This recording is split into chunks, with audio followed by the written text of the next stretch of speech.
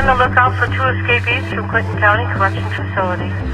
The cons apparently used power tools to escape New York's Clinton Correctional Facility.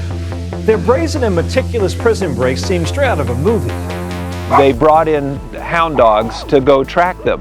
Dogs learn about us by the smell of our skin cells that fall off of us. That's what they're actually imprinting in their brain as to who mom is what that smell is all encompassed. In fact, when you have a strong memory, frequently it is imprinted with the smell.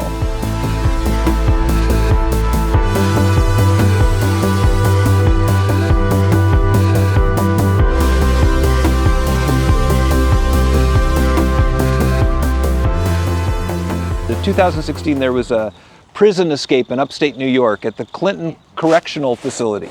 The drama began this weekend when the cons apparently used power tools to escape New York's Clinton Correctional Facility.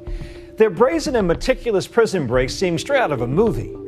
These 2 guys convinced somebody to bring them tools in, and they dug a hole and they got out and they went out through the sewers. The first convicts to ever break out of this maximum security prison are on the run, 2 days and counting. 34-year-old David Sweat and 48-year-old Richard Matt, both convicted murderers, now gone without a trace from the Clinton Correctional Facility in upstate New York. I was driving across country with my dogs at the time of that, so I listened to I was like listening on the radio to the whole thing happen. Be on the lookout for 2 escapees from Clinton Correctional Facility. Officials say the men were last seen in their adjoining cells at 10:30 p.m. Friday night for bed check and reported missing at bed check the following morning at 5:30 a.m. Police say Sweat and Matt used power tools to drill through a wall and work their way down 4 stories, shimming through 24-inch pipes. After climbing through a series of catwalks and pipes, they walked 300 to 400 yards down a tunnel, coming to a manhole they sawed open with their tools. And what I thought was really amazing was it was actually 36 hours after they escaped, they brought in hound dogs to go track them. Apparently, dogs picked up on some sort of a scent about 3 miles located away from the prison. This, of course, explains why you now see this roadblock behind me. And the dogs picked up on the scent 3 days after these guys escaped, and it had rained. So let me get this straight. So the dogs picked up the scent 3 miles from the prison. You know that you've got dogs out here who are trained bloodhounds to sniff in these particular areas. Apparently, they picked up on some sort of a scent. Now think about this. If I walked through here, I just walked through here, and 3 days later it had rained, a dog could find my scent. How on earth does that happen?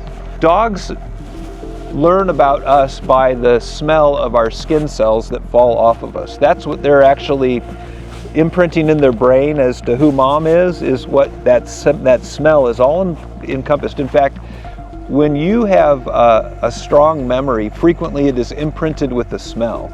So you could think back to like your wedding. Could you remember the smell of your wedding cake or the flower on that day?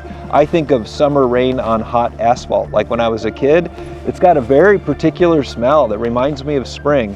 So those memories are trapped in there with that. If you think about what those dogs look like, they have big, long, floppy ears and they're very low to the ground. And I think it's interesting the uniqueness of the design of the dog, close to the ground and the long ears, is so that when it's following a scent, it's already close down, so its head doesn't have to go any farther, and its ears actually, because it knows its own smell, capture the scent. It actually acts like a little cup.